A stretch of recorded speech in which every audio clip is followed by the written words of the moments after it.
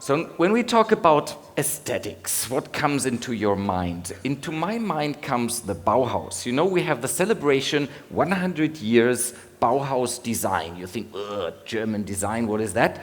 That was something really new at that time when people said, what we develop should follow a little bit the function. So the function determines what comes out.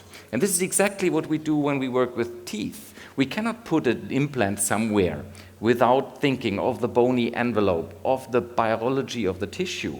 It will come out as an ugly outcome. So that's why I like this combination of form and function, which is a principle of aesthetics. This was a little girl I operated in a cleft lip, and here it's a perfect example. If you do not reconstruct the muscles properly, she will not grow and the aesthetics will not be there. So aesthetics is not like doing shape of something. Aesthetics is much more when it comes to biology.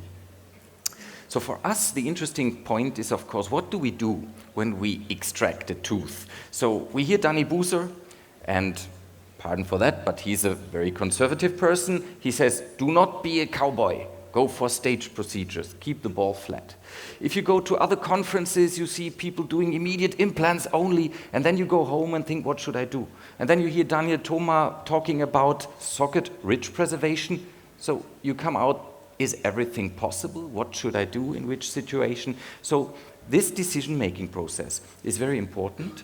And for me, the important aspect is also to learn from the complications. So I will not show you only the nice cases, because the nice cases are not reality all the time. Sometimes you have critical outcomes and you have to learn how to deal with that, because then you can judge the risk.